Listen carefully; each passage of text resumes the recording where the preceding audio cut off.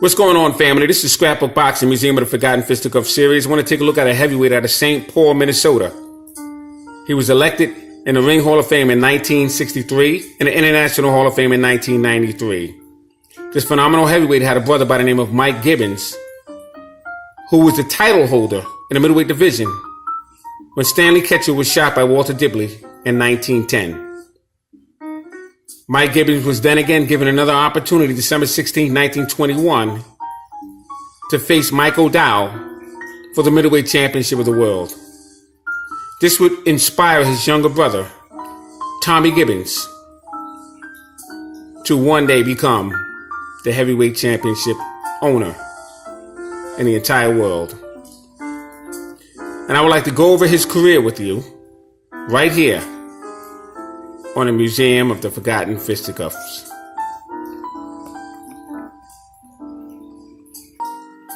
Now, Tommy Gibbons would one day get an opportunity to face the heavyweight champion of the world, Jack Dempsey, in the year 1923.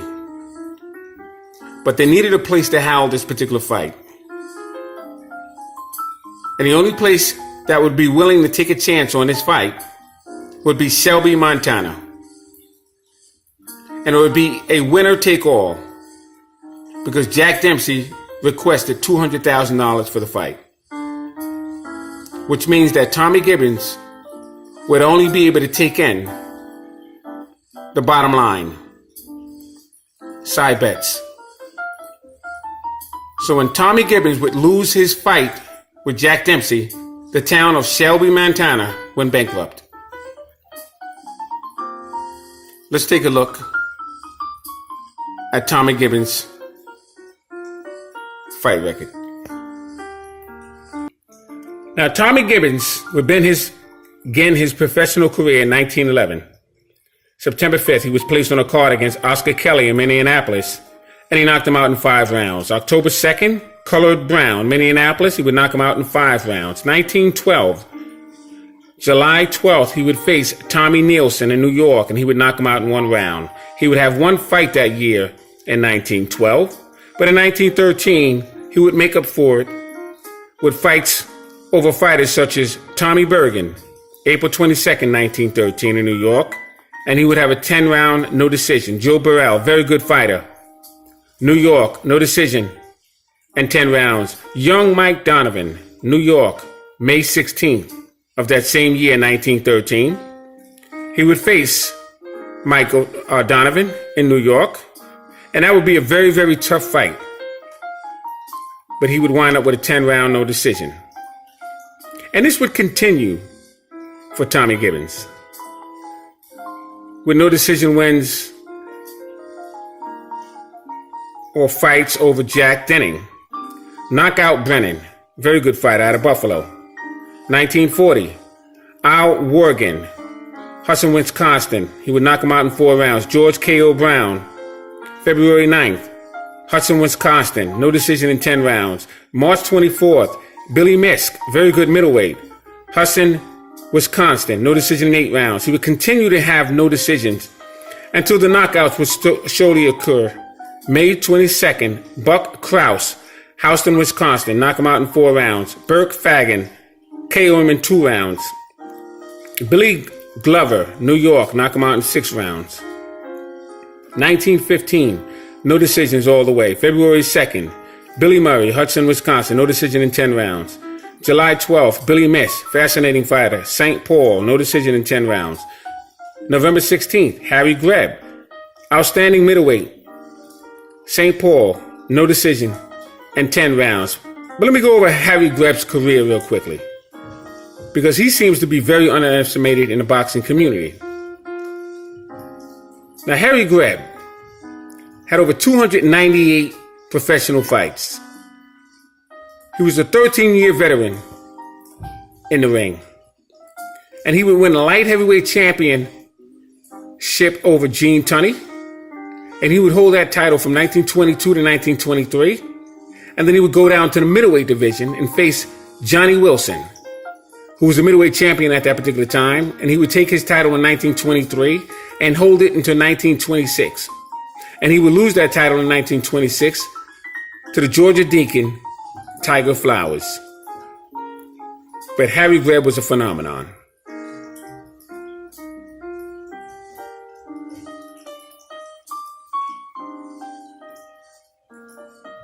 (1916) February 15th, Gus Christie. No decision in 12 rounds. March 9th, Vic Hansen. St. Joseph. He would defeat him in 10 rounds. And he would continue with no decisions. 1917, February 6th, Bob Moha, Milwaukee. No decision in 10 rounds. Now remember, Bob Moha was fighting in an elimination middleweight bout with his brother, Mike Gibbons, for Stanley Ketchell's title when he was shot in 1910. Bert Kinney, March 3rd, New York. No decision in 10 rounds. March 23rd, battling Levinsky. Outstanding light heavyweight champion, St. Paul's. No decision in 10 rounds. Now, battling Levinsky had over 287 fights. He won 196. He lost 54. So right off the top of my head, I can tell you that he was a fascinating fighter. I did a bio on him. Type in battling Levinsky, Scrapbook, and you'll learn about battling Levinsky. Fascinating fighter he was.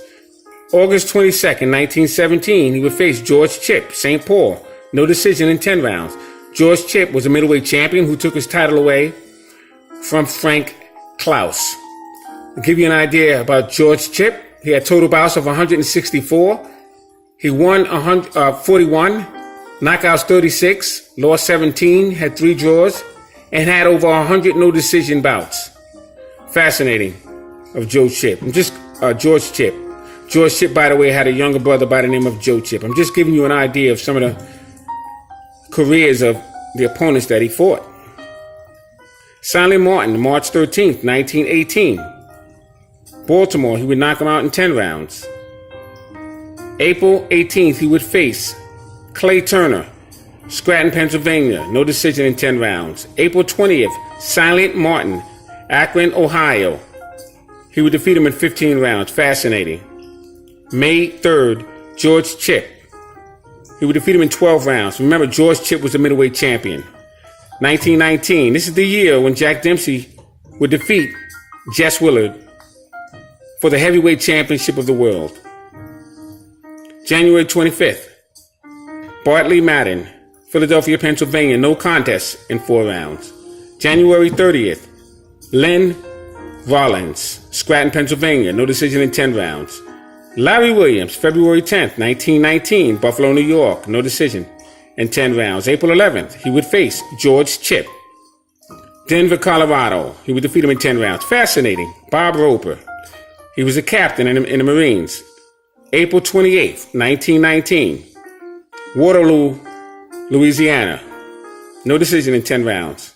Billy Mitz, fascinating fighter.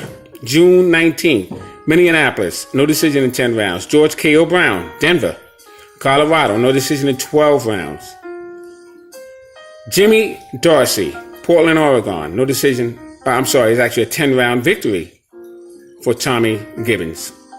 This fight took place December 20th in 1919. 1920, February 3rd, he would face K.O. Brown. Now, there was 2 different fighters. There was Knockout Brown and K.O. Brown.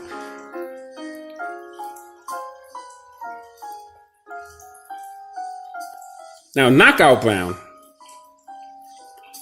was different. He was cross-eyed and he was pigeon-toed. But he was a very good fighter. That was the difference between K.O. Brown and Knockout Brown. 2 different fighters. Bob McCourtney, Portland, Oregon. 10-round draw.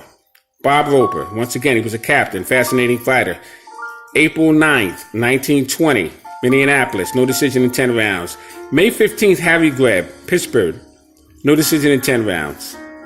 Harry Greb, Pittsburgh again. This was Harry Greb's hometown, July 31st, 1920. Pittsburgh, no decision in 10 rounds. Hugh Walker, Pensacola, very good fighter. No decision in 12 rounds. Chuck Wiggins, Toledo, Ohio. No decision in 12 rounds. He would start the year off in 1921, January 11th, with Chuck Wiggins again in Cincinnati, Ohio, and have 10-round no decision. I want you to take a look at this year, 1921. And this is not the complete year of 1921. He would fight up until December 19th that year. Fascinating. Totally different era. Fascinating. April 19th, Dan Porky Flynn, Newark, New Jersey, knock him out in 11 rounds. Chuck Wiggins, April 21st, Minneapolis, no decision in 10 rounds.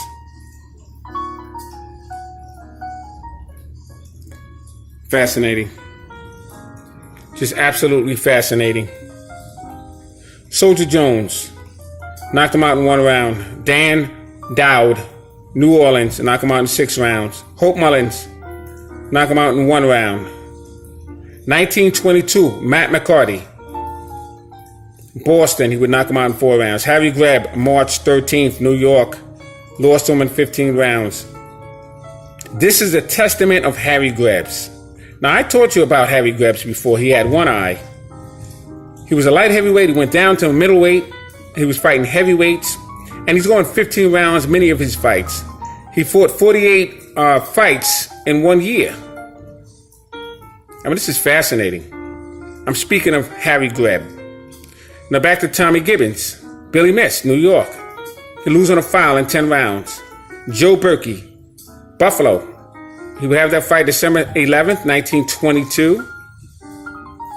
And he would knock him out in 7 rounds. Billy Mist, December 15th.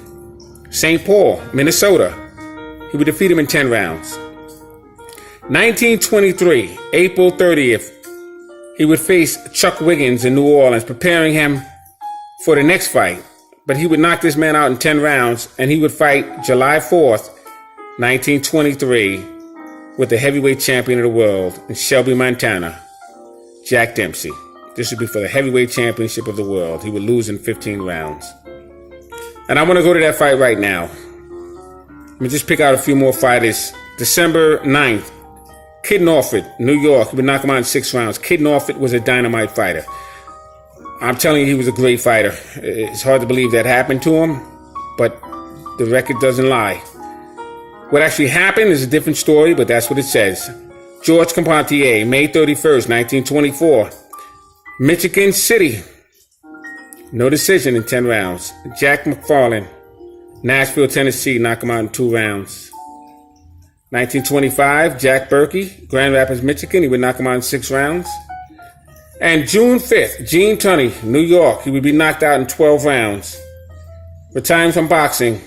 Operated successfully in insurance business in St. Paul's for 10 years. He died November 19th, 1960. He was elected to the Boxing Hall of Fame in 1963. He had a total bout record of 106, knocked out 47, won on a decision 10, won on a foul none.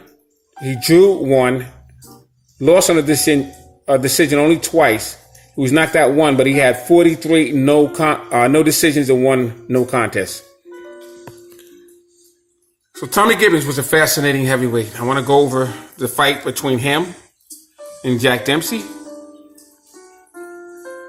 Him and Gene Tunney, and Tommy Gibbons and Harry Greb. Fascinating heavyweight was Tommy Gibbons. Let's take a look at the Police Gazette scrapbook. I got to grab 3 different ones out. Let's get to it. Now, Harry Greb, I pulled that book out just so I can show you, and I showed you this before, Harry Greb and Tommy Gibbons. This bout was for charity. Now, the thing about this bout, and I want to speak on Harry Greb for a moment. I showed you in a forgotten, fabulous boxing series that I was showing you. Harry Greb was missing an eye. Now, he fought Tom Gibbons, who was a worthy heavyweight champion, for 15 rounds for charity, which means he didn't earn a dime. And it was in the middle of 30 fights he had that month, which he went 15 rounds, 10 rounds, 12 rounds. And the fighters at that time, let me just make it clear, the men at that time were totally different than today. They were built differently. They were from a different setting. They lived differently for a different set of reasons. They can give you a handshake and break your hand. That's how strong the men were at that time. Their attitudes were different. Personalities were different. If you have a grandfather or a great-grandfather, you can remember how his personality was, how serious he was. That's just how men were at that time. So I just want to give you an idea of how many men that Harry Greb had to go through like that in 1 month. 48, 36, 23 in another year. Fascinating. And here you have a heavyweight that Harry Greb is facing. That was a very, very good puncher. And Tommy Gibbons. But Tommy Gibbons, out of St. Paul, had his opportunity to face Harry Greb. As you can see here, in New York, besides gardening something like $75,000 for his worthy charity.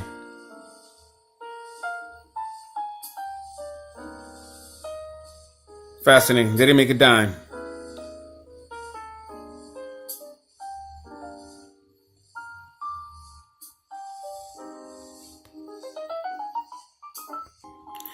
And here you see Tommy Gibbons and Gene Tunney. This is a different book.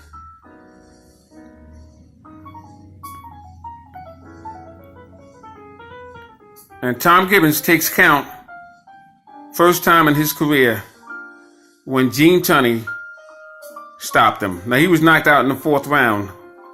This fight took place at the Polo Grounds on 155th Street, right across from Edgecombe Avenue. This is where the Giants baseball team was held.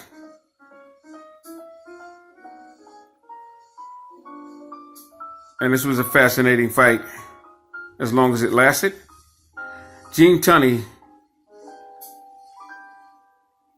fascinating. I have him ranked number 2 of the greatest light heavyweights of all time. Archie Moore, number 1.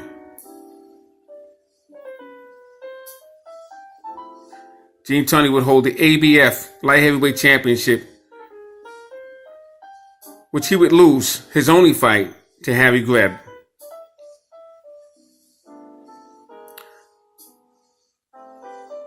But this is Tom Gibbons and Gene Tunney.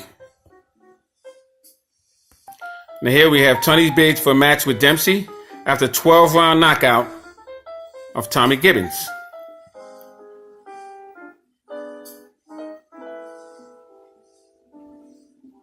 Now, he would actually stop Gibbons in 4 rounds. Knock him down, excuse me. But he would knock him out in the 12th round.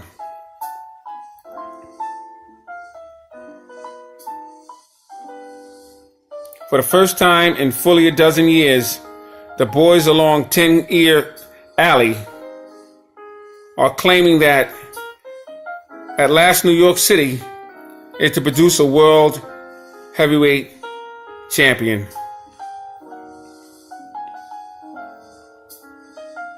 Gene Tunney was from Greenwich Village. That's the Lower East Side of Manhattan. But Tom Gibbons would get his shot at the light heavyweight champion, Gene Tunney. Now, he would get a second opportunity for a title shot in 1923 against Jack Dempsey. Let's take a look at that fight.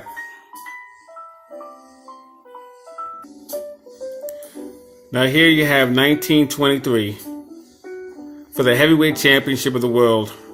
Tom Gibbons faces the Manasseh Mauler, Jack Dempsey. And this fight took place in Shelby, Montana. And as I said before, Montana put up the money because Jack Dempsey would only come to Shelby for $200,000.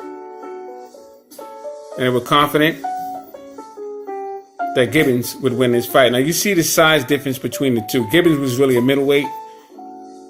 He moved up to light heavy and he was challenging Jack Dempsey for the heavyweight championship of the world. And you see Jack Dempsey taking it to Gibbons. And this is a 15-round boring fight. Very boring fight. Because Gibbons wasn't really fighting back. He fought back, but he wasn't really fighting back because of the size difference. Jack Dempsey was a very devastating puncher. He had a right hand called Iron Mike, and that's where Iron Mike Tyson came from. Mike Tyson admired Jack Dempsey so much. He had a fade haircut like Jack Dempsey. No socks like Jack Dempsey. No robe like Jack Dempsey. Jack Dempsey came in one time with a sweater around his neck, and that was for the Jess Willard fight. You can see here, beautiful right hand body shot about to be unlaunched from Jack Dempsey.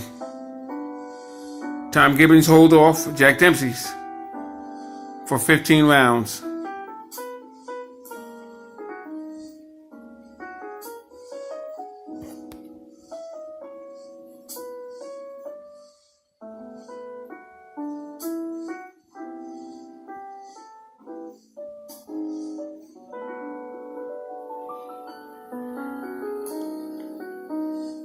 Gibbons suffered a cracked jaw in the process, and the only thing he was paid was side bets. Jack Dempsey got all the money, $200,000 guarantee. And the city of Shelby went bankrupt.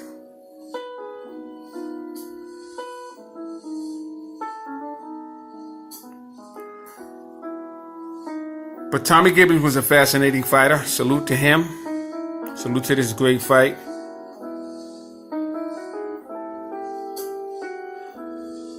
And I just wanted to explore that with you. This is Scrapbook Boxing, Museum of the Forgotten Fisticuffs series. All great fighters and fights will never be forgotten on my channel. Thanks for hanging in there with me. Look out for ringside historians, myself, retro boxing and documentaries, and Curtis Sugar Anderson. That will take place towards the end of January. Thanks for hanging in there with me. Peace.